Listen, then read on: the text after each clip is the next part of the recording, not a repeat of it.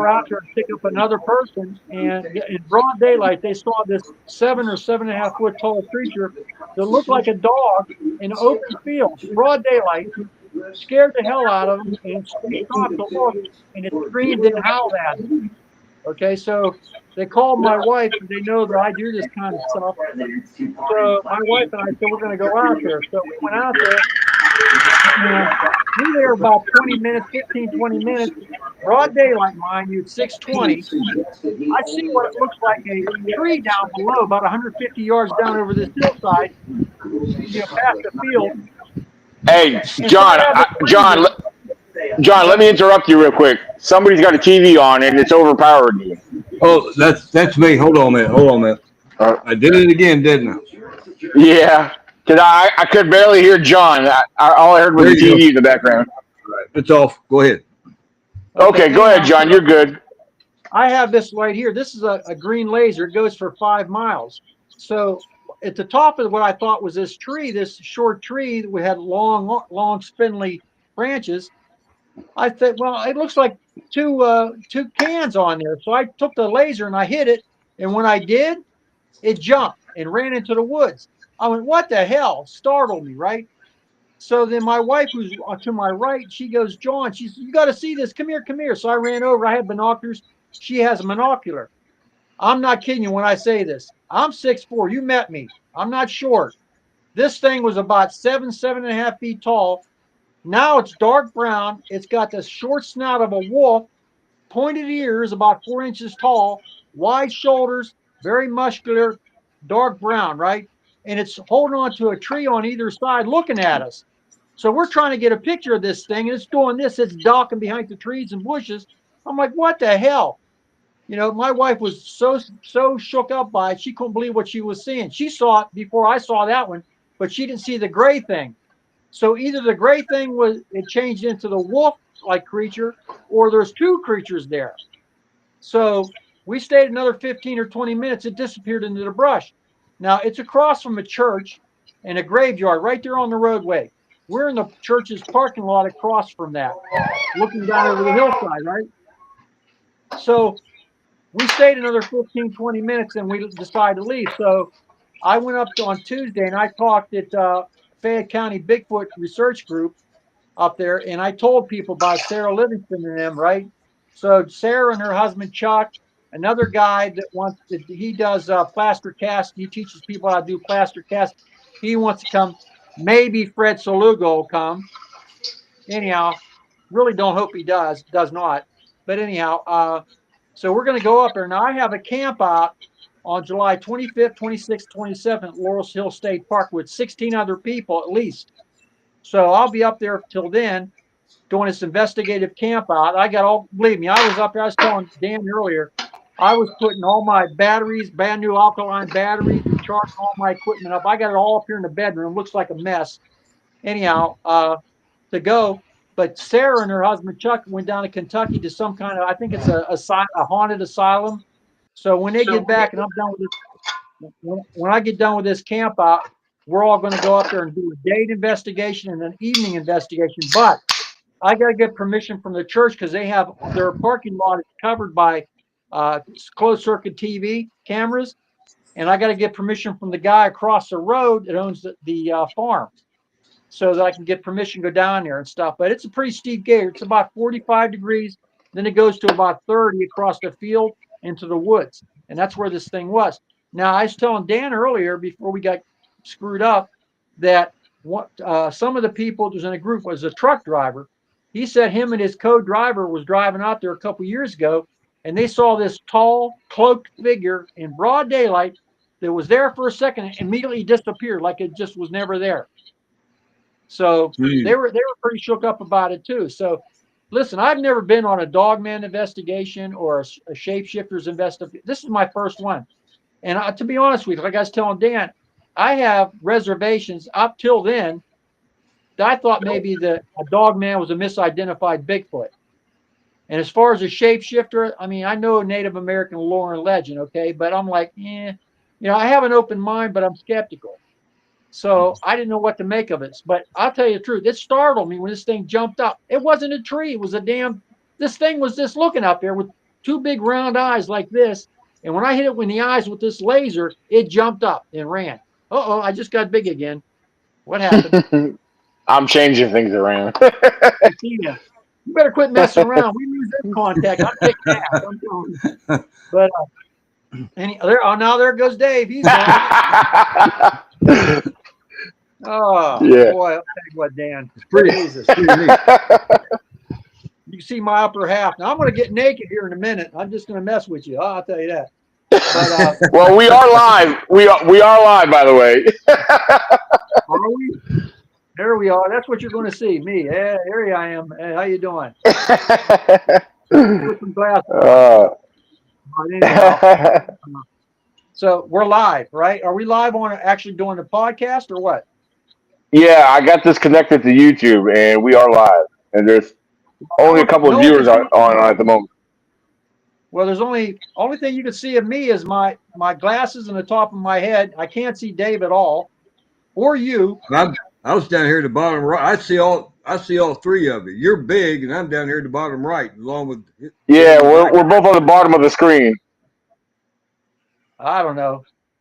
You gotta fix this. This is just not gonna fly like this. Are you using your phone? Oh, there you are. I'm using my phone. There you are. I see Okay. both of you. That might be the I difference. don't see Dan. I don't see Dan, but I see you, Dave, so, and of course myself, the handsome guy. So yeah, Not John. that you're ugly, Dave. Not that you're ugly, but anyhow. So yeah, what led up to all this investigation? What's that? Go ahead, and tell us about like what led up to the investigation of you guys having the sighting and everything. Well, I'll go over it again. What happened was Sunday, my wife gets a text message from some friends of hers that they saw this. They were driving out through the country, okay, and they went to pick a friend up. And as they're coming down the road, it was about 12:58 in the afternoon. They looked in a field and they saw this creature standing there about 7.5 feet tall that looked like a wolf on two legs. So they stopped. They were dumbfounded by what they saw. And when they stopped, it looked at them, screamed, and howled. And they took off, get out of there. So then they texted my wife to tell her about it. She told them I do this kind of stuff, that we would go out there. So I was skeptical, of course, of a wolf on two legs, having never seen one. And like I said before, I've always thought that Dogman was a misidentified or mutated Bigfoot. Well, guess what? It's not. Okay. So I go out there with my wife, Beth, and she has a monocular, and I have binoculars, real powerful ones. So it's across from a church and from a cemetery, which is right on the roadway on behind me. I'm in the church parking lot, which has closed circuit cameras watching it for, I guess people go up there and stuff at times. Anyhow, so we're looking down over this hillside, and I thought what I saw was a tree with two like cans on top that they were shiny. So I'm looking at them like, what the heck? So Beth's on to my right, looking down over the hillside with her monocular. So I'm curious. So I took my laser out, which works in the daytime. It's that powerful. Like I said, here it is right here. And I shined this thing. Look, I'll shine it on the back wall so you can see. Okay. It's pretty powerful. Anyhow, so I shined it right in what I thought were two cans. And when I did, it jumped up and was startled and went into the woods quick. Startled the crap out of me because I thought it was a light gray tree with limbs, long, slender limbs. Anyhow, a few seconds later, my wife calls me, John, you got to come over. You got to come over and to look. I said, what's going on? She said, look at this. So I put my binoculars up again, and I looked down, and I saw this thing about 7.5 feet tall, dark brown in color, with pointed ears like a dog or a wolf, a short snout, and it's looking up at us. It's very muscular, long, wide shoulders, wider than mine, long arms, really long. And I couldn't see its hands or its claws or whatever because it had it on, I guess, on either side of a tree like this. And I saw it from the waist up. But it looked about 7.5 feet tall, about the same height as this thing jumped up and ran into the woods, which is maybe 100 feet away to the right. So we're looking at this thing. We're trying to get pictures on our phones like this, but it's about 150 yards away down a slope. And it kept ducking behind a tree doing this. looking at us. You can tell it knew we were there. Obviously, it knew we were there. Startled the crap out of my wife and me. I mean, it didn't scare me. It startled me.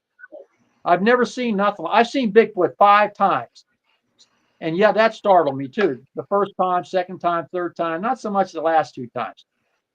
But this thing didn't look anything like a Bigfoot. And by the way, the legs, when I saw the legs, when it was the gray thing ran into the woods, I could see its legs. Its legs were bent like a dog's, but it was gray and it was spindly. So I'm assuming if this is the same creature that ran in, it turned into this wolf-like creature, or this dog man, or whatever the heck it is. That it's the same thing and it has the same kind of bent legs, but I couldn't tell because I only saw the upper half. It was hiding down there. Now, a couple of years ago, when I went up to the group up there at Fayette County's Bigfoot Research Group on Tuesday to give a speech and talked about this, one of the guys there was a truck driver. And he said 2 years ago or so that he and his co-driver were driving on that road in daylight, and they saw a tall, cloaked figure in broad daylight that was there 1 second and immediately disappeared. So I don't know if it's linked to that, but it's got all the ingredients. It's a typical dog man, the cemetery, the church, the hillside. They got water down. There's a lake down there and water, and there's plenty of game out that way. It's way out in the sticks, but it's not that far from Washington. It's about 10, 12 minutes on 844, Route 844 and stuff. But what we're going to do is Chuck and Sarah's one of the admins of that group leaders. Her and her husband Chuck are going down to Kentucky to a haunted asylum or something next week, I think. And when they get back, and then when I have a camp out on July 25th, 26th, 27th at Laurel Hill State Park with Doug Lockhart's group, we're taking at least 16 people up there. So I'm going up early. Instead of being there at 3, I'm going to be there at like 10:30, 11 o'clock in the morning so I can set up my stuff. But once I get done with the camp out and once they get back, then those two, me, my wife, another guy that showed people how to do plaster cast, he wants to go, and maybe one other guy, and then maybe Fred Saluga will come, like I said. But it's up. I mean, I'm not leaving anybody out. If he wants to come, he can come, but he can't get down over that hillside. It's steep as hell, 45 degrees into a 30-degree slope to this wood line right there at the bottom. But it was about 150 yards away. But I could clearly see it was upright. It looked like a wolf-like creature with pointed ears about 4 inches long, a short snout, not a long dog snout, but like a short snout, like not a pug, but maybe half the size of a regular, like a German Shepherd's nose. Okay, something like that. The eyes, I couldn't really tell other than the fact they looked a little round and slanted toward the end because it was 150 yards away. Now, I can see really good in the distance. I can't see close up. That's why I have these readers on right now. But I have 20/20 vision for distance. Plus, I had the binoculars, and she had a monocular. So, geez. But yeah, it stunned me. It stunned me. You know, like I said before, I always had my doubts about Dogman. I just took it tongue in cheek, so to speak. You know, now I knew about in France about the beast of Jean Bernard that killed over 100 people. Okay, they never really did get that creature.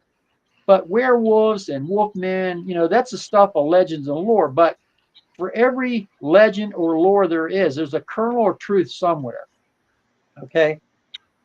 When I saw this thing with my own eyes in broad daylight, it wasn't nighttime, in broad daylight, it left no doubt in my mind there's something there that looks like a wolf, something there that looks like a shapeshifter or something else. I just don't know what it is. You know, I'm flabbergasted. I really am. Now, John, I know you've heard me make mention of, like, I was talking about it on the podcast. I was a guest on a podcast the other night, and I did bring up my experiences both from Pennsylvania and what me and David experienced here back in May. Seeing the strange lights, you know, in the woods. The first set of strange lights were different from what me and David saw, but you know, that got brought up in part of the podcast I was in, and you know, and I know I've heard stories from others. I'm sure you have too. But what's your take on that? I mean, on seeing these strange lights in the woods. I mean, have you ever experienced anything like that?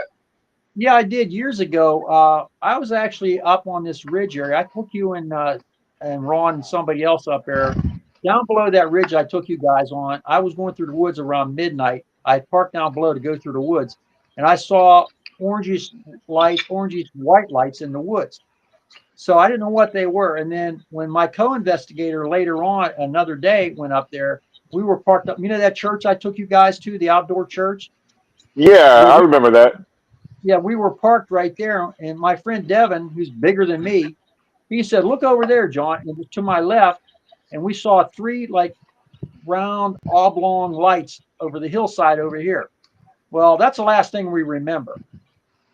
We end up, well, that's another story. We underwent hypnotic regression a couple times, and what we said under that was really terrifying, but that has nothing to do, I don't think, with Bigfoot. But it's really strange because in that area, there's been Bigfoot sightings. I mean, I've seen them up there. Devin has seen uh, UFOs up that area. There was a murder committed up there years ago. The boy got burned alive, raped and burned alive in a burn barrel, and they never did solve that murder. Satanic rituals are taking place up there. I mean, it's really it's not that long. It's 4.5 mile long ridge. It's pretty isolated. Like I said, I took you guys up there to show you, and it's down the road from where that UFO was on the ground. I showed you. Now, when you people talk about Bigfoot and orbs, yeah, I've been on a case where people have actually seen wood lights around where they said they claimed they saw Bigfoot. Then again, they've also claimed to see Bigfoot with in close proximity to landed or hovering UFOs, either going into or coming up. I did 7 cases like that. Now, at first, my very first Bigfoot case, first of all, let me just say this. I've been doing this around 60 years between in-field research, boots on the ground, and research when I wasn't able to go into the woods. I continued all that, right? I was interested in UFOs, aliens, ghosts, that kind of stuff. In 1991, my then director, Stan Gordon, called me up and said they had a sighting of alleged Bigfoot down in McMurray, PA. And I told you guys about this before. So I went, okay, it's my very first case. So I go down here. Devin and I go down here. We're there. We were on that case about a year or so. And finally, after a period of time, other witnesses and Devin and them saw 2 7 foot, 6 or 7, 6.5, 7 foot tall, what we think were juvenile Bigfoot following me out of the woods. That was my first Bigfoot case. That case was published in Fate magazine, February '93, I believe. But that's my very first case. Since then, my interest in the subject grew. And since then, like not long after that, that's when I saw the 10 foot tall one with all the police officers, and he had 30 witnesses. It was 10 feet tall. Then a day after that, the Channel 2 news team up here, KDK in Pittsburgh, they came down to get me, Mary Rod Jackson and her crew. And there was a sighting of 2 big feet, probably a big male, less than 5 miles away from that 10 foot tall one where I saw it. And a smaller, the footprints were 22 inches long for the big one and almost 18 inches long for the smaller set. So that's the other case. Now, we went up there. Dr. Paul Johnson went with me, and Devin, it was his very first Bigfoot case he went on. And we interviewed people in this town called Crescent Heights. They were scared to death. One of the ladies we talked to was a black lady. She's a really nice old lady. She lives in a trailer on a hillside, and her windows face down this real steep hill. Now, the window, she looks out down the hill, is probably off the ground outside about 9 feet or so. So from her kitchen, she can look out and look down the hill, right?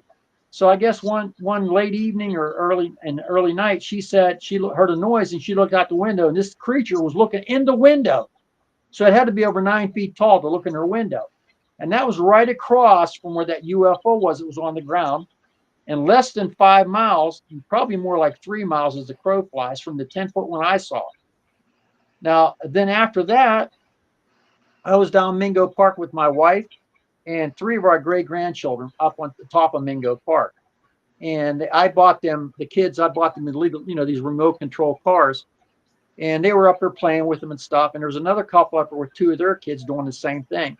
So I had my car unlocked, but I was like maybe 50, 60 feet away from it. And this guy says, we were talking, me and him, while the kids were playing. And he says, look at that over there. So I looked over there and I saw, well, he saw it first. It looked about 8 feet tall, black, on 2 legs, standing up, looking at us from the tree line about oh, 200 feet away, I guess. No more than that. So I ran back to my SUV to get my binoculars, which I always carry. By the time I got back, it was gone. So now that's close to where you and I and somebody else, Dan, went to do a puckwudgie investigation. Remember that? Oh yeah. Okay, so it's close to there. Not very far away from here. In fact, maybe half a mile as over the top of the hill. But so that's another one. Then Reese, not that long ago, my wife and I about a year or so ago, we're going to Cooper's Rocks, and we're broad daylight. There's that long grade going up there. Okay, and when you get to the top, you make a right to go to Cooper's Rocks. So we're going up, and I'm on the driver's side, obviously driving. This is before I had my hip replaced, so I couldn't really run. My hip, I had a lot of pain. And I was actually on crutches at the time, but driving, believe it or not. Uh, my wife says, "Look at that." So I turn my head real quick. Now there's cars behind me. I'm going about 50 miles an hour trying to get up this hill with my SUV. There's this creature or something. It wasn't a bear. I know what a bear looks like. And it was about 8 feet tall or so, maybe a little bit less, maybe a little bit more. I don't know. Standing at the tree line, it looked exactly like a Bigfoot, almost black in color, really dark. Could have been black for all I could tell, but it wasn't a bear. It was on two legs, and it was looking at the cars going up there, and there was cars behind me, so I had to hurry up, pull up. I got out of the car to hobble down there about 50, 60 feet, and by the time I got there, it was gone into the tree line. Okay, that's four. Fifth time. About 3 months or so ago, I took my great grandson Elijah up to Washington Park of all places. Now there's a lot. It's a pretty good sized park. It's not the gigantic park, but it's pretty good size. There's a lot of woods up there and stuff. The graveyard not far from there. So we're up there, and there's this great big circle at the top by the stone pavilion, and the circle is about 500 feet in diameter. It's paved, so I wanted to teach him how to ride his bike. So I'm sitting on a bench and I'm telling him what to do. And I'm looking at him. He's coming this way. He said, "Look at that, Pap, Pap." And I looked, so he pointed and I looked over to my right, and there's a tree about 150 feet away. And I saw something on the ground behind a tree. And I thought it was a bear at first. It was black. And it kept doing this on either side of the tree. So about that time, my wife calls me, says, "What's going on? How's Eli doing?" I says, "He's doing good." But I told her what's going on. I says, "I think we saw a bear." And she says, "Well, you better get Eli back to the SUV, which is parked about 100 feet away, and get your binoculars and check it out." So I got up and I started walking with Eli to my right to protect him in case it was a bear.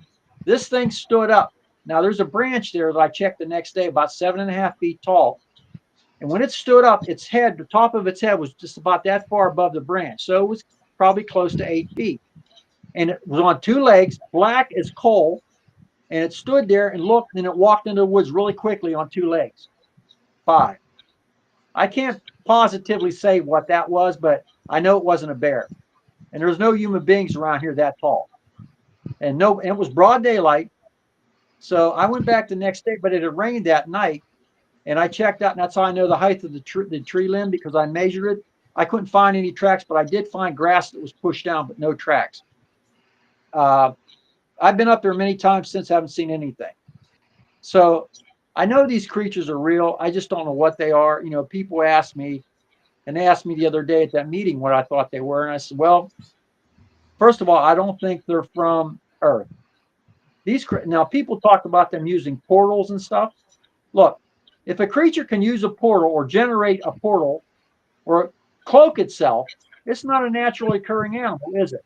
There's nothing on Earth can do that. Nothing. No other creature on Earth can do that. As far as changing color, there are some creatures in the ocean, like the octopus and some other. They have chromatophores. They can change their color to match their surroundings. Okay, but as far as portals, I mean, I'm not going to say they don't exist, but Dan, I'm a very factual kind of guy. Okay, I follow scientific procedure. I go where the facts lead me. Until I see a portal or have more evidence of a portal that they can go through, I'm skeptical but open-minded. My take on it is this. I think they're so well adapted to their environment, they could be standing 50 feet away from you in the woods silently, and you wouldn't even see them. Yeah, I That's agree. my, Yeah. I don't look. we're not talking. People talk about them cloaking, like that movie, The Predator. So I have. That's a hard pill to swallow. And if they can do that, again, they're not a naturally occurring creature on this planet, are they? Nothing could do that. Nothing on the planet can do that. So what are they? Well, somebody I know said they might be interdimensional. Okay, so that means they travel between dimensions, which again implies they're an intelligent being, not an animal. If they can utilize going through dimensions, they got something we don't have. We can't do it. And somebody else said they're extraterrestrial. I kind of lean to that. And I'll tell you why. You know about the case where the Native Americans said Sasquatch was living among them, right? And it Mm-hmm. lived among them for a long time. It talked to them, and it healed some of them, which implies that it was an intelligent being of some type. And at one time, it supposedly came to these Native Americans and said, "It's my time to die, and I have to go. So take me down to this lake." So they took them down to the lake, and when they did, this light or a shield or something came down from the heavens and lifted it up, and it went inside it and disappeared. Okay. Now I happen Yeah. to believe I have Native American blood in me, not enough to really brag about. You know, I have some Cherokee blood in me, but I will say this: the Native American people I know are honest, truthful people. They do not lie. When they tell you stories about these creatures, okay, they're basing it, they do things by word of mouth throughout their lives. Okay. They pass down information that way. Okay. And they used to do that all the time. So I tend to believe more about what the Native Americans say about this creature than I would about the average Joe out here. Okay. And as you know, Dan, I busted people cold turkey about hoaxing stuff. Okay. I told everybody down, I think at your event in Virginia, and then the other day up here in Connellsville, when I was up there talking about the guy that my co-investigator and I went down to investigate. He said he had Bigfoot tracks on the property. I went, yeah, okay. So we go down there. He's showing me these tracks. Okay, there we go again. And No, okay, I'm still there. I'm all just right. I don't know how to You're mute here, but myself. So go ahead. you're here, but not all there. There you go again. But anyhow, so but anyhow, so I go down there with my co-investigator, and sure enough, there's some tracks. Now, what I know about Bigfoot is it travels in a straight line, right? Oh, now we're all gone. Oh, there you are again. Oh, we're going to play phone tag again. Okay, but but these tracks were side by side, which all automatically kind of made me skeptical. Not only that, when I took a good look at the tracks, both tracks, which were side by side, were left feet. Now, I'm not saying in nature that there's not abnormalities or mutations, but I've never heard of a Bigfoot with two left feet. Okay. That's the second thing that threw me off. The third thing was the depth of the imprint. I left an imprint about a half-inch deep. This was probably about that deep too. Okay. And absolutely flat. There was no mid-tarsal break. There was absolutely flat tracks. So that's five things right off the bat that told me that made me very skeptical. So about that time, the guy that owned the property, it was about 20 acres or so and bordered other woodlands and stuff. He said he had to go in the house, I guess to use the bathroom or something. So I said to him, I said, look, would you mind if me and my investigator go and look around? He goes, no, go ahead. So we walked around and we followed the tracks. And there's a shed in the back of the property, right? So the door was slightly open. So I don't advise anybody to do this. I mean, it wasn't absolutely kosher, but being the door was cracked open about a foot, I said to my co-investigator, I said, keep an eye out for things. I'm going to go look in there. So I opened the door, I walked in, and there was a workbench. What do you think I found on the workbench? I found a wooden a foot that matched perfectly. It was a left foot that matched perfectly those tracks. Absolutely flat, sitting on his workbench. So what did I do? Well, I put it behind my back. I showed it to my friend first. Walked out there, and here comes the guy out of his house. Now he can't see I have it behind my back. I said I wanted to give him an out. I try to give everybody an out if they're lying. Okay, I try to give them an out. You know, there's no shame in admitting you lied or whatever. I mean, look, I'm not. God will judge you, not me. Anyhow, but when you're telling me stories like this, you know, I have to check things out. So I says, I think somebody pranked you. He goes, no, what do you mean? I says, look what I found in your shed. He goes, I don't know where that came from. I said, well, it was in your shed. I said, somebody probably made it and left it in there, to prank you. Well, no, these are real Bigfoot tracks. These are real Bigfoot tracks. So I took the track, the cast or the wooden board, and I stuck it and it fit perfectly in that track. Okay. I took it with me. I said, and here's what I did. Since he wouldn't cop to being pranked, somebody else doing this, I said, well, look, if you get any more Bigfoot tracks or you see one, give us a call. He never did. That's just one instance. There's been misidentifications of bears and other things. People are seeing things that aren't there. Like you see a lot of these groups on Facebook where they show red circle pictures of foliage, trees. I can't see for the life of me anything in it other than trees and foliage. Okay. But yet they claim it's Bigfoot. Yeah. Okay. Right. Then you have I saw this reel on my Facebook, and this is really crazy. I hope your viewers are listening really good about this one. This man is walking through the woods. He's claiming, of all things, that he got taken and raped by a Bigfoot. Really? Really? I guess he doesn't have any trouble going to the bathroom now, right? Anyhow, but this is the kind of stuff that really hurts the genre. I know it's funny, but it's the truth. Then I saw another one the other day where they showed this tattooed woman she's pregnant with her tattooed husband or boyfriend. She claims that she got raped by a Bigfoot, and that's the Bigfoot baby she's carrying. Really? Well, if it is, I got nothing for her. So I just don't know. This is what hurts us. There you are, Yep. Dan. I see your head. Top of it. But anyhow, this is the kind of stuff. I mean, and what I do, I try to get these groups to interact with one another, to try to share data information. But you know what the biggest problem we got, Dan, is, and Dave? Egos. Egos. Everybody knows everything. Everybody's an expert. And as we all know, and I've said, and you guys have all said it too many times, there are no experts. There's no experts. An expert means that you know what you're talking about. I've seen these things. I don't know what the hell they are. Okay. I can guess, I can speculate, anybody can. And also is this, when I don't object to people writing books about the subject matter. That's fine. Okay. But what they need to do, these book writers, when they write a book, they need to say that these are their opinions, and they're not an expert. Okay. So these are their opinions. So that gives the opportunity to the reader to make his own mind up of what he's reading. Okay. We each have opinions. You guys might agree with me at points, and you might disagree with other points, but we can do so respectfully because we have that respect for one another. Okay.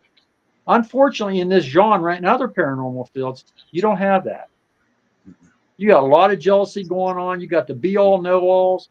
They write definitive A lot of books on Bigfoot. competition. Yep. Right, a lot of competition.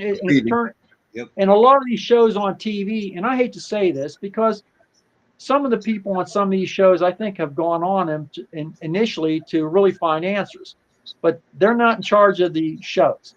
The producers are, and the leader of that organization is. There's one show in particular I know of that every noise they hear in the woods is a Bigfoot. We all know that trees rub against each other in the wind, even a slight wind. We know that sometimes tree limbs are getting old and they fall down and they look like they're forming teepees or whatever. That happens. Doesn't mean Bigfoot made it. People find rock stacked in the woods. Doesn't mean Bigfoot made it. Okay. What it means is it could be anything. Okay. Facts. That's what you need.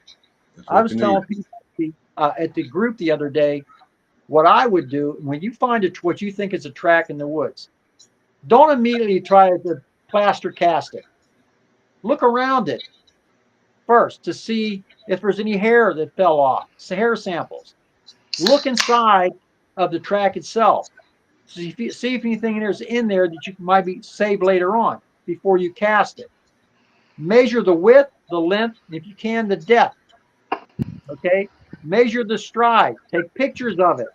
Okay. follow the tracks as far as you can in the woods. And if you're going to plaster cast it after having done all that, then do so. Okay. Do it good. Make it bigger. Okay. Pile it up because all you're really casting is the foot itself. Anything over top is fine. You can chip that away later on, but cover it up, protect it. If it's rainy, if it's real moist out, like it's real humid, like it is now, okay, cover it up. But don't go messing with the evidence. And if you should find some kind of scat, okay, take something to put it in, a petri dish or a plastic bag, because DNA cannot. You don't want it to contaminate it. And if you know somebody or you know a lab that's willing to do this for a little bit of money or for free just because they can, then take it there and get it analyzed. I had hair samples, 2 sets, got it analyzed back in 91, okay, and it came back. They didn't have the DNA technology as good as it is today back then. But what they did come back was with that it was an unknown hominid. Okay, what kind of hominid? Do I think it's Gigantopithecus? No. Gigantopithecus, from what we know, had molars, not canines, which meant that it probably only ate vegetation. Okay. The Bigfoot that I saw within 15 feet, probably like 13 feet away from it, it had canines about that long, which I would say about 3 inches, and it had molars, which tells me it's an omnivore, just like we are. And omnivores are more successful in adapting because they can eat both. If one's scarce, they can eat the other thing. If they have both, they eat both. Okay. Yeah.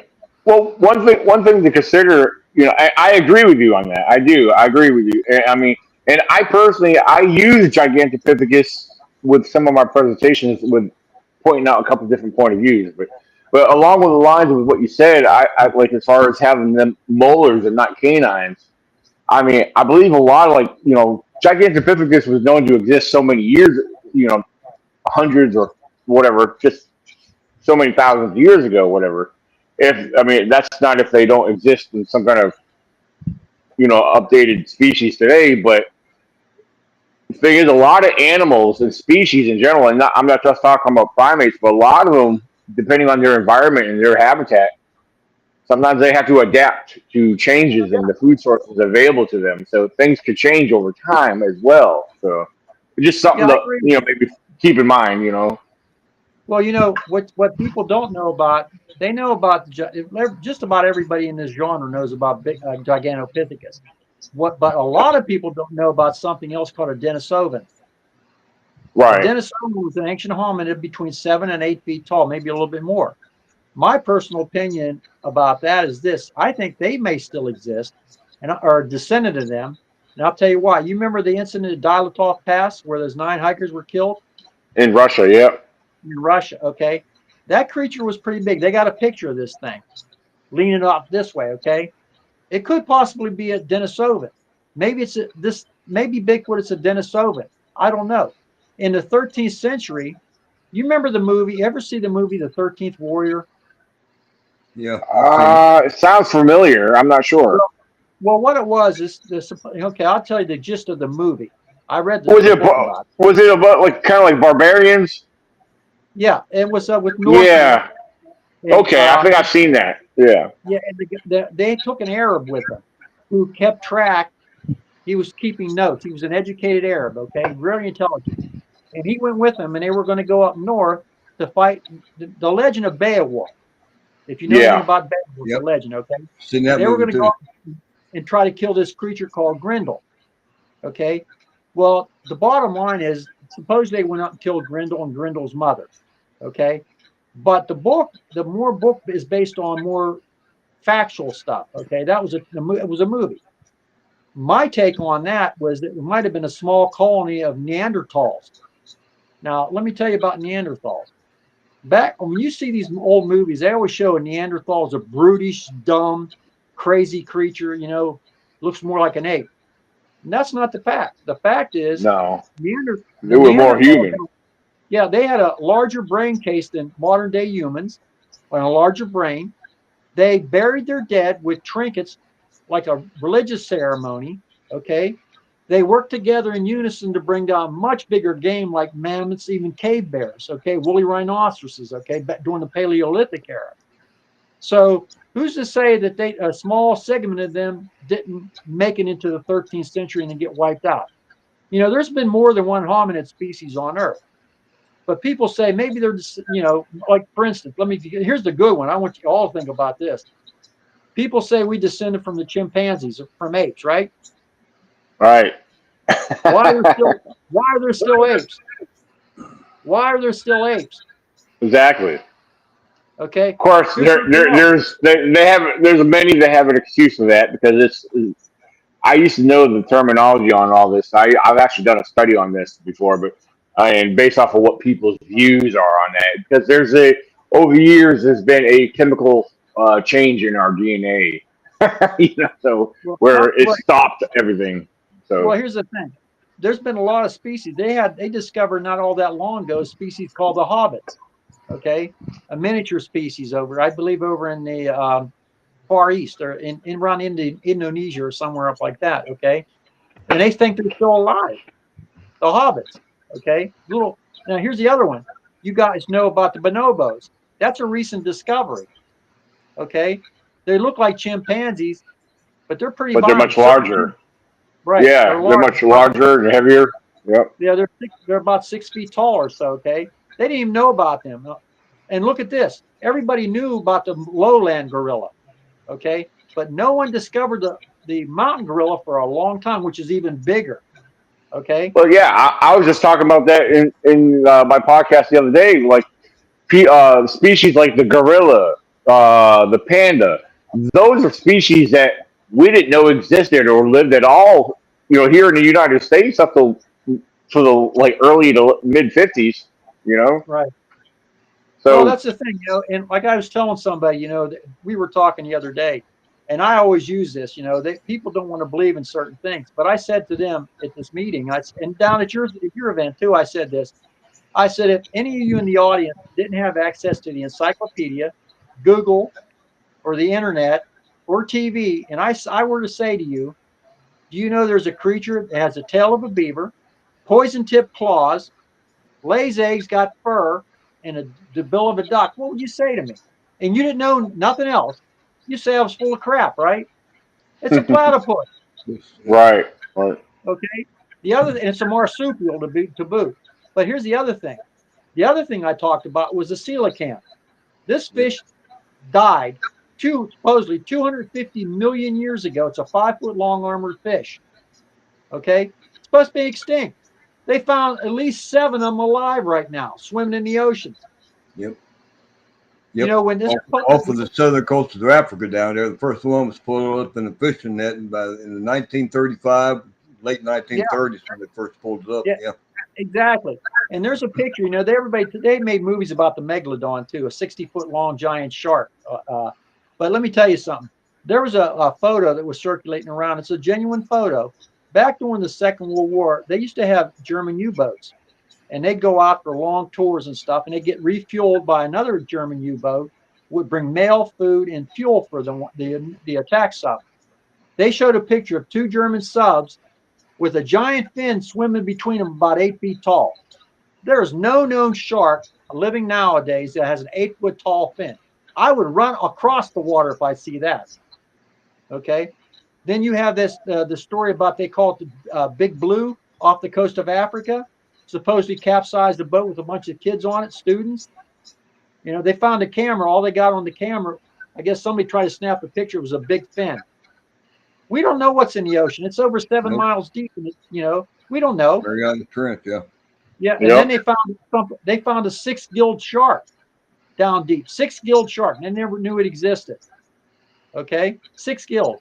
Then they got another shark that's over 400 years old, still swimming around in the ocean. 400 years. Yeah, I see that. Yeah. So yeah, I mean, who knows? And then now Well, on they got top of photos of bite marks on whales and great whites that's larger than a great white bite mark. So what's been making them? right, exactly. And Megalodon's bite was a big one. Would be about 8. I could walk inside with my hands up. Yep. 8 feet, 8 foot jaws. That's a jaws. like I said, I mean, I know they make movies about this kind of stuff and they kind of over exaggerate, but one of my hobbies is paleontology. I know all about dinosaurs that was on land, in the ocean, and flew. I know all about that kind of stuff. Okay. And I'm not bragging, but, I know about this stuff, and astronomy as well as my hobby. I have a lot of hobbies. Anthropology is a hobby as well. So look, when you get into this kind of field, Dan, and you, Dave, you guys have to learn, and you have learned about wildlife. Yep. Okay. Don't you? You have to know what wildlife you're looking at. You have to learn what kind of tracks or what. So you're going into the woods. You're not going into the woods unarmed with information. You're going into the woods or whatever you're doing because you research what you're looking at. Okay, simple as that. So I tell people before they start going into the woods wanting to be investigators that they need to do research to learn how to Well, do that plaster casts. Go ahead. yeah, I absolutely because I know people probably think I'm crazy for saying this, and it's a phrase I put out there, on my website. I put it in my books, my research field guides. Learn and know what is known before seeking the unknown. And a lot of people don't understand that, so sometimes I have to break that down. And Right. as crazy as it sounds, it comes down to the wildlife.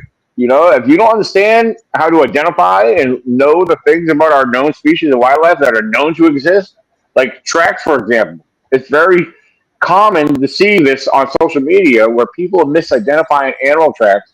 I got people posting, "Oh, here's a picture of a track I took." Well, I mean, I didn't have to say nothing. Everybody spoke up, and it was pretty obvious. It was a double set bear track. But little things like that, for example, are what's being put out there. I mean, there's canine tracks being called feline tracks, and people, or vice versa, cat tracks being called dogman tracks. I mean, there's so much misidentification out there from grown adults, other grown adults that are misinformed or wishful thinkers that want to think that, hey, this is a dogman track. No, it's not even a dog track to begin with. It's a freaking cat track. Well, here's I mean, I've gone through this with several people, but I've kind of mellowed out and say, let the dumb be dumb. Sometimes you're beating around a bush that's, or you're just going against the grains, really. And, it gets tiring after a while, but that's how it works. Here's the other thing too. Here's the other thing too. When you have mud, when you have muddy tracks, or you have tracks that were in the snow, they can melt out. So they make them look bigger. They can change the shape of them, whatever. Okay. So you got to be careful what you're saying is what. Okay. A bear track, we all know what regular bear tracks look like. Well, we should, yes. But the thing is, it can melt out. Okay. And if it melts out, then you don't know what, you can misidentify it. I mean, right. Then, like when I was talking to Chad here when up at the Patsy Hillman, he showed me those three-toed tracks. Now, I've never seen tracks like that ever in my life. Okay. But I don't know what made them. If they're real, then whatever made them isn't, I don't think it's a Bigfoot, although it's got the heel like a human, but it's got three-toed tracks. I mean, it's pretty long. I guess they're about 12, 14 inches long. Now, is it a bird or is it a reptile? I don't know what made those tracks, but if that's real, whatever's in that woods, they're running around like that. I don't know if I want to meet it face to face. Well, here's a fun fact about those tracks that Chadwick shared. Now, I think I've shared them or I don't know if I did or not, but I may have shared them. And if anyone that's listening, or if you guys have not seen what we're talking about, I will get them and share them because Chadwick shared them directly to me. I'll post and share them. But here's a fun thing a very interesting thing about these tracks. When he showed me the picture of the tracks themselves before and then even after. When I say after, he made casts of these tracks. I've seen these same identical tracks from one other individual in Pennsylvania, but he lives many, many miles away. He lives almost close to Ohio. Chadwick is down, they're several hours apart. Right. So this individual, he's a good friend of mine, and he's come across these three-toed tracks. I swear, I know he's not coming over to Chadwick's area. This guy don't get out much. He don't go far. I know for a fact that he did not come out in Chadwick's area and decide, I'm going to create these same tracks over here. No, he found those same tracks in his area. Chadwick, when I was like, my jaw about dropped when I saw Chadwick's tracks because like, okay, I don't know what's making these, but I know they're real. Something's making them, and I've Well, heard from other sources that there's, it's funny. I know it's good. Yeah, like you said, it's got a human like heel. It's got a round heel, and it's about around 12. I think Chadwick measured his around 12 inches. That's pretty decent size. And I've heard from a couple sources, learning from people and talking to like there was like two or three different people I met that didn't know each other in Pennsylvania when I went to the Marionville event. I have had a lot of stories shared with me, and a lot of people tell me about stuff in the surrounding areas and not far off from that area that they believe that they've seen what they refer to as the Thunderbird.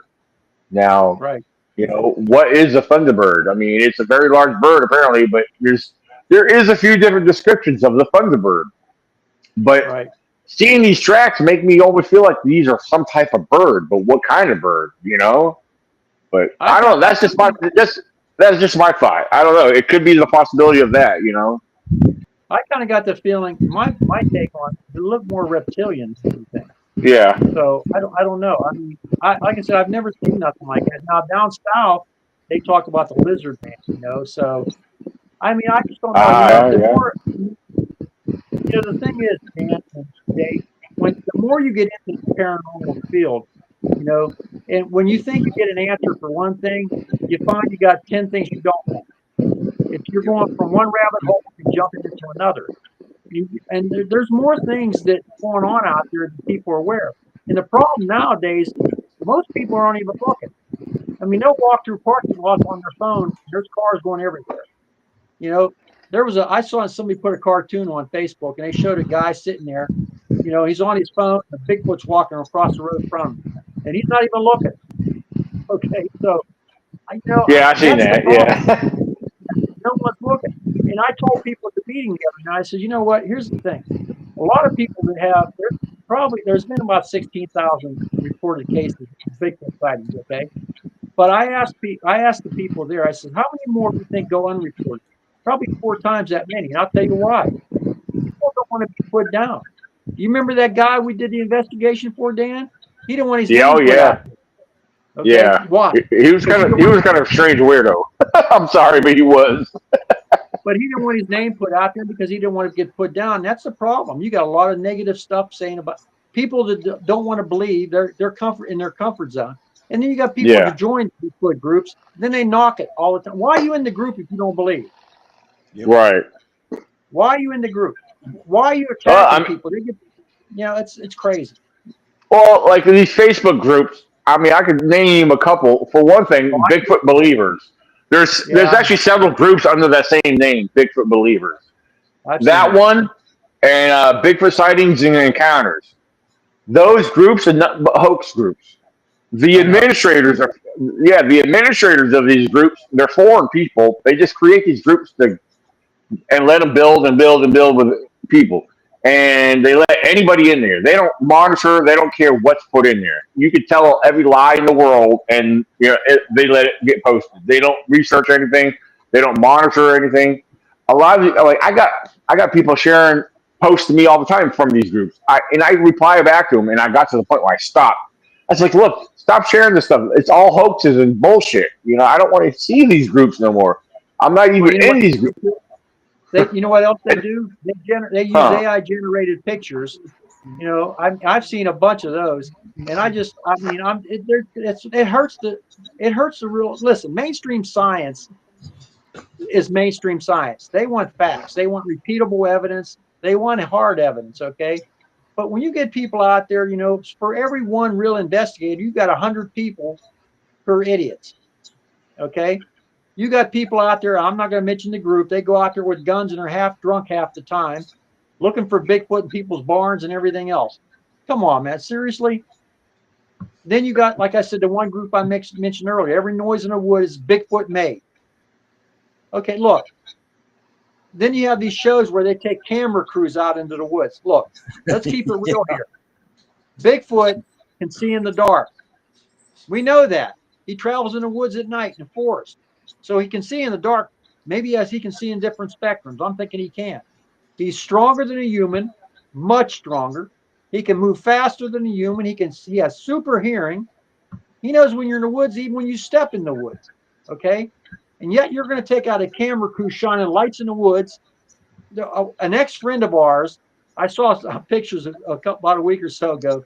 He was in the woods with another guy you know, and he was shining lights in the woods looking for Bigfoot. Really? Really? Bigfoot can't see that? Really? Right. No, that's for entertainment. That's to Yeah. promote yourself. I'm going to tell you what. When I go on this camp out, I'm going to tell you exactly what I'm going to do. We're going to do a day hike. We're going to split up in probably twos. If we're 16 people, groups of two, eight different directions.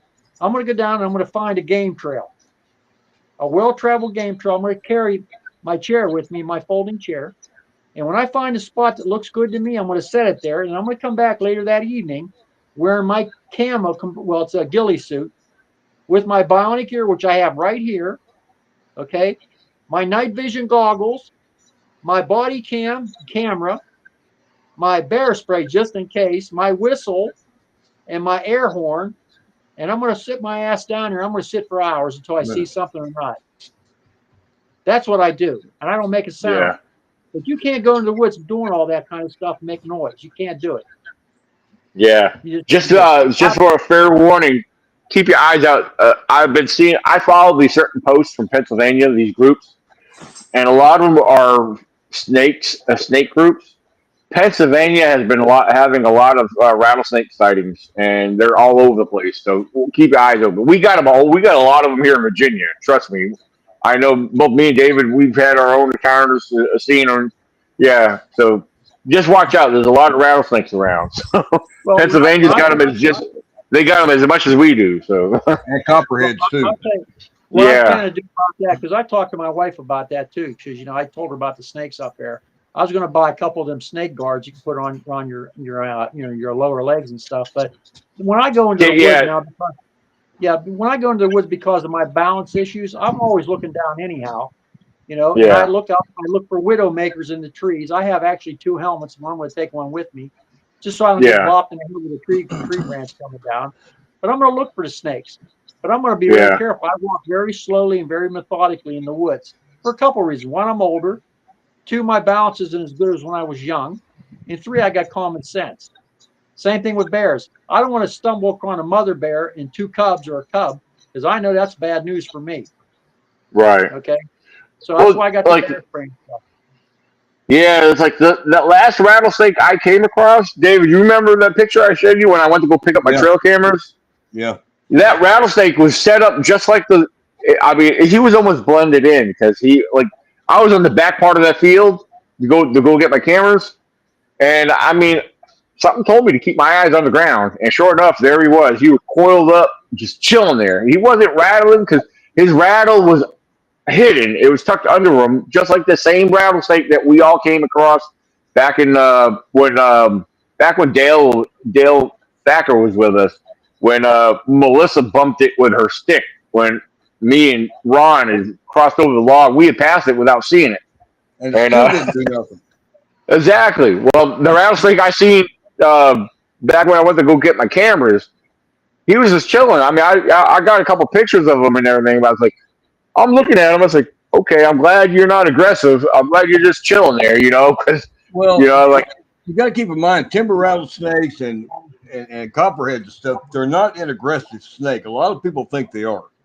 Right. As long as you're not posing a threat to them or they perceive you're a threat, you're going to walk right by them and not even know it. Now, if you step on them, it's going to be a different category. But the thing about copperheads, a lot of people don't realize snakes climb trees. Yes, they do. Oh, yeah. You can't just focus on the ground. You got to look on rocks. You got to look on stumps. You got to look in trees. And especially this time of year, because here in Virginia, we had like 2 or 3 different types of broods of locusts that emerged this year. Oh, copperheads love them. They feed on them. That's a feast for a copperhead, and they will climb trees to go up and get them while they're sitting there in the tree getting ready to come out of the shell. Right. You know, people have they like you said earlier, people need to know the environment, what they're going into, understand. You can't Well, stay just focused on the ground. You got to know how these different animals, reptiles, how they operate, right. likely locations where they could be found. Are you around water? Are you around a lot of rocky area? You're down around a lot of deadfall and stuff. It's just a little bit of knowledge that could save you a lot of grief and trouble later. That doesn't mean an Right. accident can't I happen, told but the my more I aware told you my are, wife you're going I to be told my comfortable wife out there in the woods. I told my wife that I was going to take every day I'm there and 2 or 3 or 4 times a day. And when I get a chance, and I'm not actually doing an active investigation, that I'm gonna FaceTime her so she knows I'm alive. And I jokingly said, if I come back wearing a bear skin, then fine. If I don't come back, that means a bear ate me. Okay, same thing's going to apply for a snake. I mean, I'm going to watch. I mean, I'm well aware of what the woods are. I know what Yeah. I'm dealing with and stuff, and I know she's going to worry. As Well, she should. Because she loves me. I She's my wife. mentioned some of the stuff for the people that's watching too, because when they get out there in the woods and their environment, they don't look at the other aspects of just being on the Right. ground. That's why I'm bringing up some of these other aspects. You got to be aware of your surroundings, like we were talking earlier. You got to know your environment when you go out. Right. And the other thing too, Dave, is when you're out there, if you're going to go out there and you don't have a partner, if you're not partnered up, make sure you tell the people that are back at the camp or wherever what time you're going to be out, what time to expect you, and to give you a leeway. And if you're Yep. using a walkie-talkie, call in at a set time. Okay, Oh, call yeah, in at a Dave is set good time. at doing that. Yeah. Yeah. And the other thing Right. is make sure you take, like, you got to be careful. You're right, Dave. You can go in the woods, you can twist an ankle, break a Yep. leg. Yep. You got to watch what you're doing. You're in the woods, you're in their environment. It's nature. Yep. Okay. It's Well, nature. me and Melissa went out the other day. Last week, I put out a trail cam, which I need to go back out and get. And before we got out of cell phone range, I told Melissa, like I always do, to call Jeremy, tell her where we're going out of Slate Lake. And if we're not back or hear from us by a certain time, around 5 or 6 in the evening, come looking for us. Because we don't have very good cell phone coverage out there for that. So at least they know we're there. If we're not back, then they know where to come. We could have, Well, I mean, we may not have gotten hurt. We may have a dead vehicle. There's not a whole right. lot of people to go back there. So, Well, I'll tell you what, even though I'm only going for like 2.5 days up there, I look like I'm going on safari because I've taken just about everything you could think of with me. Okay. Other than my wife, she doesn't do campouts. Okay. So unless I had like a full size glamper, you know what I'm saying? That's the only way yeah. she'd go. But she's going to be worried. And like I said, and it's rightfully so and that's what I'm trying, look, a lot of people, when they want to become an investigator, they do this, I call peripheral investigating. They'll drive by somewhere and they'll just take a look, and that's their idea of investigating. And then they think they're good at investigating. So now they want to go into the woods. A lot of people disappear in the woods. Okay. You ever heard the story of the 411? I know you did. And Yep. along the 411. Appalachian, Yep. yeah, along the Appalachian Trail, which runs all the way from down south into Pennsylvania and up, you have people getting murdered and disappearing right on that trail. Yep. So you got to be careful because sometimes the most dangerous creature in the wood isn't a bear or a mountain lion or coyote or snakes. It's another human being, Or the unknown. or the unknown. Yes. Or the But like unknown. I was joking with my wife. I was saying, look, if we were talking about female Sasquatches. I said, if a female Sasquatch gets me, I might not be coming back. Okay, so I'll be gone. So if you see a lot of little Sasquatches going around with glasses like this and gray hair, then you know what's up. But anyhow, you know, but all joking aside, you look if you do run across a Sasquatch, I don't care if you got a gun on you. That okay for your own protection, against a human, fine. But I advise anybody that has any common sense, if you're going to take a gun into the woods, you better be sure what you're pulling that gun on, because Oh, yeah. there's out there people in the woods and they're hiking or whether they're wearing camo or whatever, and for sure, unless a Bigfoot's actually charging at you with its arms out like this, with its teeth bared, don't shoot it. No, there ain't no point in doing all that. A Right? lot of people got there with that mindset, No, I I can't. don't think. I'll be honest with you. I don't think short of an AR-15 or AK-47, you got a chance of bringing down a Bigfoot with a pistol. I don't care if it's a 50 cal. I really don't care if it's a Desert Eagle 50 cal. It's not going to do it because people have shot at them before and have almost no effect or no effect at all.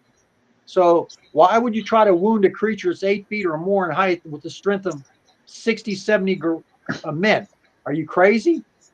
Yeah, Well, I've heard of one. It's I've the same heard of thing one with the story bear. that. It's the Yeah, I've same heard of thing one with story or occurrence that happened here in Virginia.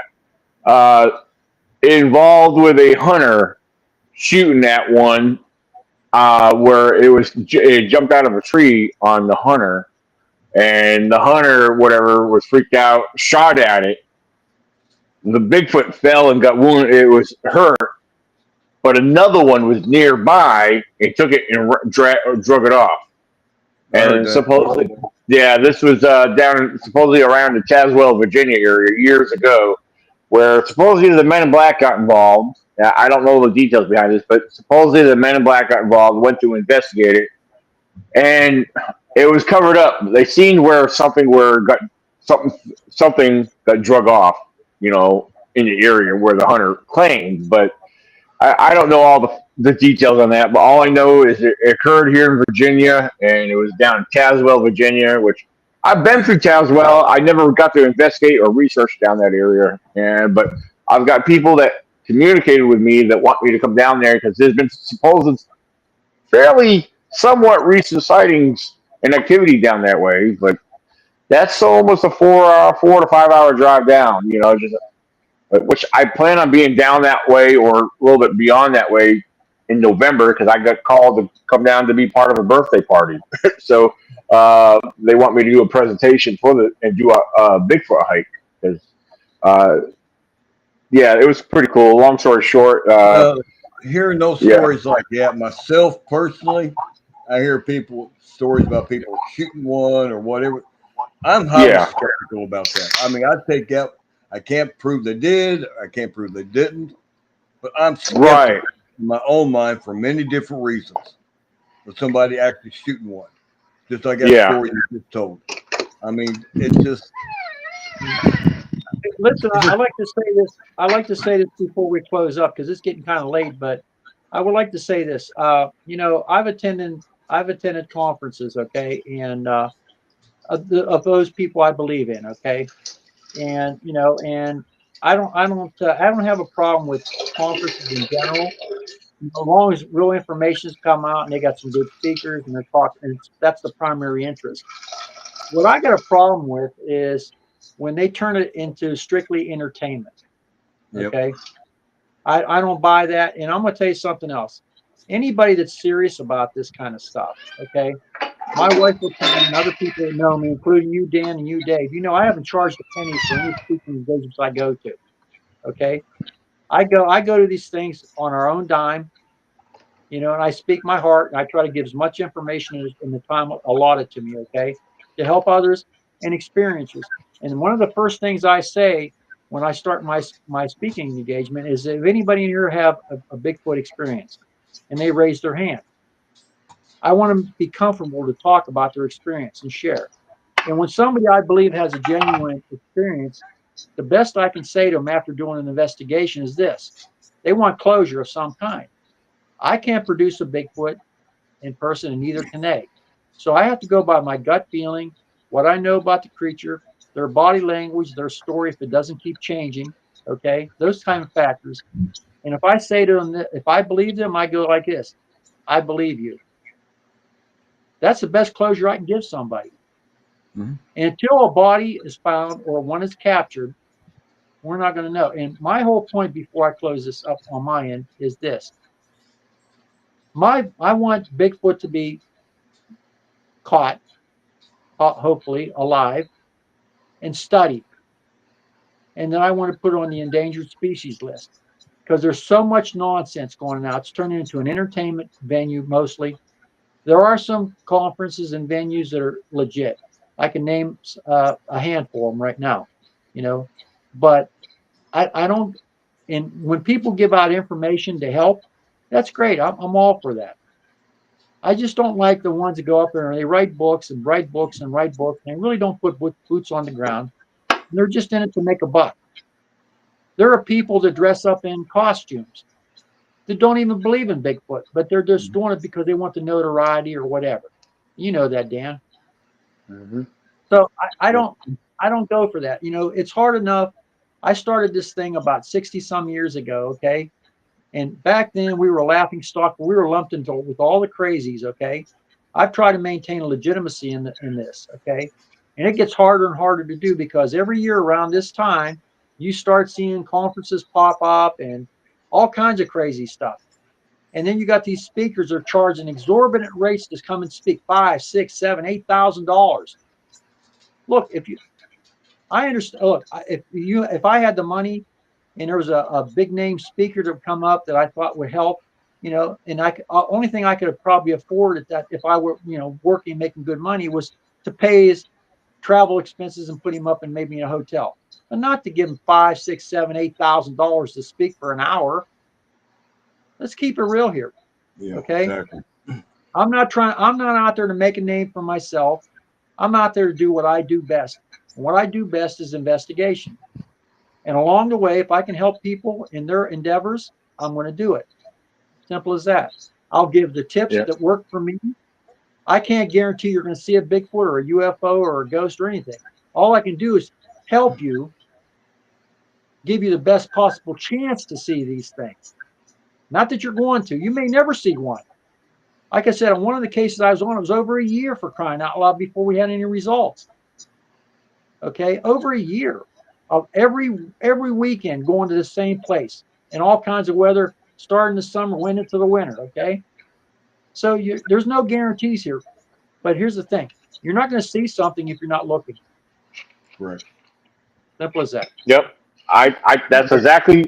That's a bit towards the end of my it, podcast I was on last night. That's what I was telling them. I said, you know, I've talked to hunters. Yeah, you still may not see them, even if you're looking, because That's you right. can be out there if you don't spend enough time in the woods to be able to subconsciously recognize shadows, different shades of color, what you're looking at one moment, then you look at it again, something's changed. It takes a little bit of practice. It's like my wife who got me into rock cutting. She's been doing that over life. I was out there picking up every rock I could find to tumble. But then after a while, my eyes become trained to look out for the different shades, the different colors, this ones that are out of the ordinary to get the best possible rocks to be able to tumble. I mean, my point is, if you don't spend time in the woods, recognize your surroundings, to be able to pick up subtle changes, you may not. A lot of times, you ain't gonna see nothing. I mean, you can be looking. When I was to Panama, real quick, I had 3 thieves walk right by me and my patrol dog. We was in a bush within 4 foot. Had no idea we were even in that bush. No idea, because he wasn't looking for us. But my dog stayed quiet. I stayed quiet, and they walked right by. And same thing can happen out there with Bigfoot. He could be 3 or 4 foot from you. You walk right by him, not even know he's standing here. I know that for a fact by what happened to me when I was in Panama in the jungle. Well, listen, I have to go. I got to go now, but I'd like to leave with a passing thought. For those people that are running conferences, okay, I'm not knocking you for having a conference, okay, but put out the information. That's the most important thing, okay? Stress safety and security when you're going into the woods. Look up and do your research, okay? Yep. So that you know what you're looking for and what your dangers are, because dangers. Everybody that goes out in these woods is putting their safety and their lives literally on the lines at times. And also, when you go to talk to people you don't know and they say they have these sightings or whatever, I don't care what's either a UFO, Bigfoot, whatever. You don't know these people, okay? Right. So I recommend you take somebody with you and have them watch your back and you watch theirs, because you don't know. There's crazy people out there. I've run into a bunch of them, okay? You got to be careful what you're doing, because this is your lives on the line. This is serious, serious business. This is not a game. Passion I have for knowledge, and I hope that people who are listening right now have that same passion, protect themselves. But do your research, okay? Don't believe everything you see or hear, especially on Facebook, because there's a lot of nonsense on there. Exactly. And with that, gentlemen, I have to go. I'm old. I need my rest. Or I'm not going to look this handsome tomorrow. That's fine. Good seeing you again, buddy. Good seeing you again. Hey, Good seeing we you will too, do bud. this. Yeah, we will do this again very soon, John.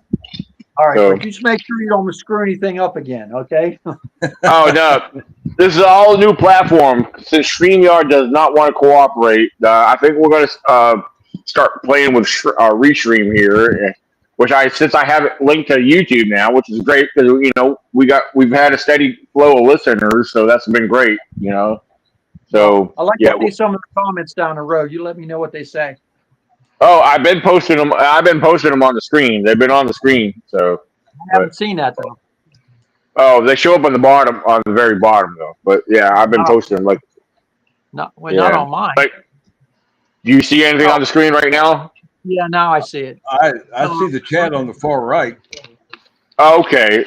Yeah, because I see it. I post the I'm on screen. my Yeah, PC though. All right, well, so yeah, listen, I've been guys, posting them. it's been fun, but I'm done. I got to go. So I'm Not going a to let you go. problem. I'll There's a talk to lot you guys later. more. Absolutely, there's a lot more to talk and discuss, and things to go over that I know I want to cover. So yeah, we'll definitely be back soon. I know we've been giving it a rest. I know people kind of missed the podcast, but perhaps we may do something Saturday evening. We'll wait and play that by ear right now. But for the listeners and subscribers on this YouTube channel, yeah, be on the lookout for a possible live stream Saturday night around All right. between 8 and 9 p.m. So. But All right. Well, yeah, thank you, David and John, for being on here. This has been great. I'm glad we got this worked out with the technical issues. We had a late start, but it worked out pretty good. So, but Yeah. yeah, I got work in the morning. Okay, yeah. well, Let me touch on one thing. John, we'll see you later. I want to touch on something with Dan here. Verax had a comment on here right quick while they're listening. Yeah, He asked yeah, about he asked about would it be better to use bear spray than a weapon on a Bigfoot, because he never heard of anybody being attacked unless that they were possibly the provoked Bigfoot. When it comes to bear yeah. spray and using a weapon, those are just tools. Neither Right, one are always effective, even on a bear. One, if you don't practice and you're not proficient, it's not going to do you any good anyway. You've got to practice to be proficient with both of them. Because when you get your adrenaline going, your heart's pumping, your mind's racing, if everything's not muscle memory, you're basically crapping in the wind anyway. yeah, But when it comes to bear spray, if you're going to try to use it on a Bigfoot, you got to keep in mind bear spray is only good for an average of 30 to 40 foot. And that's if you got good wind and it's not coming back on you. There's a lot of variables when it comes to Bigfoot. It could go, I mean, bear spray could go against you too if the elements aren't right. As far as right, the gun, you're going to have very limited time. And chances are, if you don't have good shot placements and Bigfoot and bear, you're just going to make them mad. You're probably going to be a meat for them anyway. But that don't right, mean you don't take them. They're tools. Learn the tools. Learn how to use them effectively, and things are muscle memory. We carry bear spray when we're out in the woods. Me and Daniel and a couple of others. Yeah, we carry our weapons too, but it's not for the Bigfoot encounter. Okay, it's for wildlife encounter that may be aggressive, but also primarily for the two-legged predators that are out there in the woods, which we know they are all out there. And when we have sometimes kids around and women around and stuff like that, I want protection out there in case somebody wants to get antsy uh, in many different ways. right, And where we go, there's not a lot of theft, but sometimes people may come into camp and try to steal stuff or hurt you for whatever reason. right. There's reasons Absolutely. why you take that stuff out there. I mean, we can talk all night about that, and I don't want to get into all that. If you, whatever tools, whatever equipment to research with, any kind of tools you take for protection, learn that equipment, be proficient with it. It's got to be muscle memory. You can't wait till the last second and then expect all that stuff to work flawlessly if you would ever need it. I think Exactly. if Bigfoot was that aggressive, I think if we had those problems, we'd have a lot more stories and encounters than what we hear people tell. I don't think he is, in my personal opinion. I don't for that. Uh, I think they're just as curious as we are. We've been around a long time. If they're here, they've been around a long time, and the familiarity is there between both species being out there in the woods. Now, I understand on the East Coast they're more aggressive. I can't speak to that. Maybe Daniel can in some other podcast. I know he's got to go to work in the morning. But when it goes back to bear spray and weapons, it's anybody's guess. If you're going to carry it for your own personal protection. All situations are different. A lot of different variables could pop up. The key thing is you got to be proficient. Everything's going to be muscle memory, and you got to be able to have a clear mind if you pull that to use it, and make sure you're using on something that you want to use it on, and not accidentally use it against something you don't want to use it with. That's about the only advice I can give on that, unless you got something, Daniel. Oh no, that's very well clear. I mean, Yeah. David pretty much hit it on the hit the nail on the head. It's very clear. I mean, we don't carry weapons out there to just to make ourselves look good as like, hey, we're military tactical. I carried mine concealed anyway. You can't see Right. it. Exactly. But like, yes, that's the thing. I know you carry, but I don't see it on you when we're out there. But I know you have it. It's like me, mine. I use mine on, mine's on the outside in the holster. But it's easier for me to carry it that way. Because I do keep I also carry a Bowie knife. I always try to carry a Bowie knife for various reasons too. The Bowie knife, long before I even carried a concealed carry. I've always normally just carry a Bowie knife, yes, for protection if I got attacked for whatever reason. But I also use a knife, like the Bowie knives I use, I always know the length of the Bowie knife I use. Because I use the Bowie knife also, if we come across a track, I'll take the knife out, lay it beside a track, use it as a scale. My Bowie knives average around 14, 15 inches. So if we find a track, I use my knife as a scale. I've seen some people use a dollar bill or whatever, which is fine. But when you're out there exploring in nature where there's wildlife and predators out there, yeah, I've always carried a Bowie knife. So if you're not going to carry a gun, at least carry a good Bowie knife and just keep it on you. Yeah. But like I said, I use mine for a scale. Like if I find a track, regardless if it's bear, Bigfoot, whatever. If I want to document that track, I'll put my knife next to it. And my knife from end to end is 15 inches. There you could estimate the scale of what size of the track that you're documenting. So that's one reason I carry a track. Everything's a tool that you take out there for many different reasons. Right. Another reason I like to carry a weapon out there, my 10 millimeter, is because rabies is still prevalent. You can run across a rabid animal that you don't want to get around you. And while we're talking on safety, let me bring up dogs real quick. Then I know, Dan, you got to work tomorrow. You're fine. You're fine. Yeah, if you go out in the woods hiking, and regardless of where you're at, we go out where it's pretty much primitive. It don't matter where you're at. But if you're out in primitive areas, make sure you keep your dog on a leash. If you let your dog wander around, that's going to cause you more problems than what you realize. Because if your dog is off leash and you're walking along a trail and you happen to stumble upon a bear, for an example, your dog starts to bark and gets riled up a little bit. It spooks the bear. You got to remember, dogs are more nimble than people. If they get that bear spooked up a little bit more than what the dog is, and they become aggressive and defensive, that dog can run away a lot quicker. And if it does, you're standing there facing a bear. Yep. Keep the dog on a leash. Exactly. Keep the dog on a leash. That way you got control of the situation. You can keep the dog away from a bear, give the bear a chance to run off, or Bigfoot. But Bigfoot's going to hear you coming anyway. But I'm talking about the primarily bear encounter. And that can go the same way for coyotes and everything else as far as that. But primarily, if you're in a bear territory, keep your dogs on the leash. But I can't stress that enough, because if the dog runs off and the bear is agitated, now you're standing there. You can't run as fast as your dog. How many dogs will stand back and defend their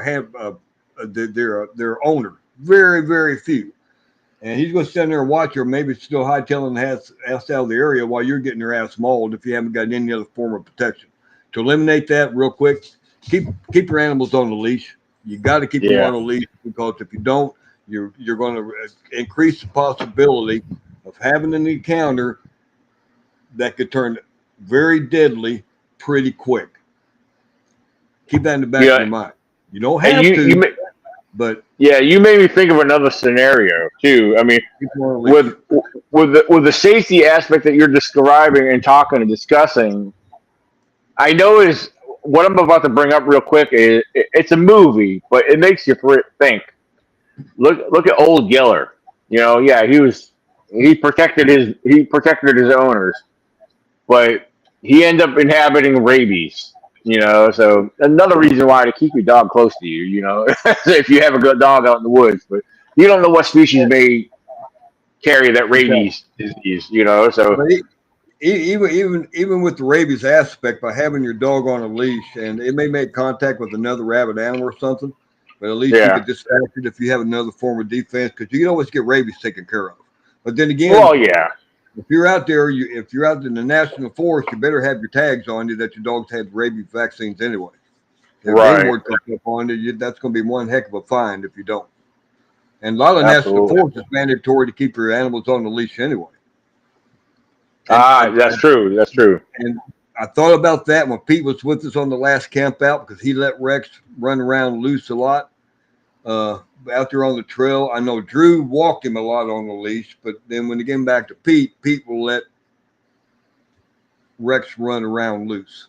I think if Pete comes to another one and brings Rex, which I hope he does, that is a big shepherd. He weighs about 30 pounds more than my female shepherd. Rex is a male, but we'll need to talk to him about that. I hope they do come again on another camp out and bring Rex too, but we got to talk to him about the leash aspect. Yeah. If Drew shows up, he loves walking her dogs anyway. Absolutely. But that's something for safety aspect. That's something we need to bring up, talk to Pete about when we go, if he comes to another camp out with us, which I hope he does. Right. But that's something to keep in the back of your mind on that. But that's just some of the safety things. And a lot of people don't think about. I see people out there all the time walking with dogs off leash. And that could turn very deadly very quick if the wrong situation arises and your dog is running off. You got a pissed off bear, maybe with cubs. Now you're standing there. What are you going to do? Your dog ain't going to be much good for the most part. And how many dogs are going to win a bear fight anyway? There's only a couple of them that I know of that might be able to. And we don't own any of them. I can't think of the names of them, but they're pretty good sized dogs for bears. Yeah. And you don't have 15 hounds running around either, for being a bear hunter. That's why they don't take out one hound. They take out like 10 of them at a time, tree bears. Right. But again, I'm not going to talk about the bear hunting aspect. That's a whole different category compared to what we're talking about, being out there 1, 2, 3 people, whatever, walking around in the woods. But again, that's it. That's all I got on that. And again, I'm glad you got me on here tonight on that, because you got me to talk, and I don't want to be rambling because I know you got to work. Oh, no. I have no problem at all. Have to work, Daniel. Yeah, I know. Some of us are not retired like some of us are here. Right, I heard. If I could hit the lottery, maybe I could retire early. That'd be nice, and we could be up there all the time, David. You hit the lottery. You got a lot of friends around here. Oh yeah, I won't tell nobody though. I won't tell nobody.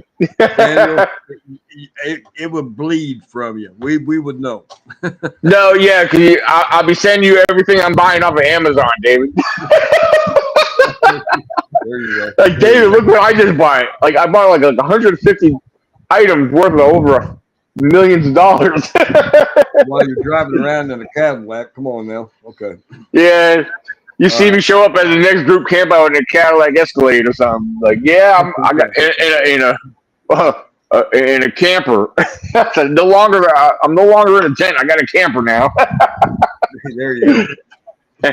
Now, I don't care if I could afford a camper. That'd be cool. But I love tent camping though. Yeah. It's fun in a tent. Thanks, Rex, for having that comment on there for we can address it real quick. I think that's something we should address on the future podcast if we think about it. Just incorporate a safety aspect to get people's different opinions and their different approaches to things, and the do's and don'ts when you're in the woods to make people more aware. A lot of people don't take that into consideration. Oh When yeah, they go out. absolutely, and I feel like we should maybe start addressing that a little bit more because when we do these podcasts, we get more and more different people listening and tuning in. So it's good to bring that up. I don't care if it sounds repeated. Some people will hear it repeatedly, but it's new to some people, and there's a lot of people that ask these type of questions. I mean, I'm in these different groups on Facebook, and not just Bigfoot groups, but I'm in these tent camping groups. I'm in these hiking groups, and I see the questions that people ask, and some of the questions should be like common sense, but where I've replied some, smart ass with comments, like come on, some of the questions Yeah, are obvious, but then again, it's like hey, there's people out there that don't know any better or that just need that basic, simple information. And, so there's a I lot of feel like people it's out there. important for us to throw that There's a out lot there. of people. There's a lot of people out there that think they know the answer and they give the wrong answer Exactly. because Exactly. not every situation is going to be perfect. You got to plan for the unexpected and knowing that everything's a variable. But they missed the key points when they talk about it is you got to know your equipment, you got to be proficient with it. When it comes to using any kind of a weapon for self-defense or spray, it's got to be muscle memory. And the only way you're going to get down to muscle memory is to practice. And what do I mean by Yeah. muscle memory? You don't think about it. It happens. It's reactive. If you're sitting there by the kitchen table and your elbow knocks a glass off the side, you immediately reach for it and grab it, the bottle before it hits the floor. That's muscle memory. A Yeah. reaction, you reacted and you caught it. But if you don't practice with anything that you take in the woods, you're setting yourself up for failure a lot of the times. But again, Yeah. you got to get to bed, Daniel. Yeah. You got to get your beauty sleep. Yeah. I got one more day before my weekend. So, Oh, but we, yeah, we we have weekends. I do. I mean, you have every day's a weekend for you. So, I'm sorry. I'm sorry, man. I'm sorry. it's all good. It's all good. I don't know what I'm doing this weekend. I don't know. I want to go camping with Caden again, but it's just the weather. Yeah, I've been watching the yeah. weather, and the weather is rainy and stormy and everything else. But They call for more this weekend, but around here it's all hit and miss. And yeah, that's true. But it's like this past weekend, I took Caden out to Elkhorn Lake to go fishing.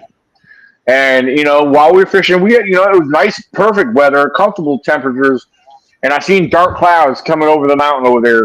And I was like, we never had not one bit of rain. We had a little bit of wind out there, but when we left, well, what we did before we left to go home, I went to the campsite where I usually take Katie camping. We parked in there for a little bit while to eat our food because I had packed the lunch for us, and it was nice and shaded in there. And then by the time we left, headed back out the same way we came in. I was like, "Oh, what the heck?" The road was wet, and I was like, "Man, it must. I mean, they must have had some rainfall there, but it never hit us, so which was good. But that's the thing. You never know, But I watch the weather very closely because I want to get him out there camping again. Caden wants to go camping again. He loves being out there. yeah, So, but we'll see how it goes. I have to play it by ear.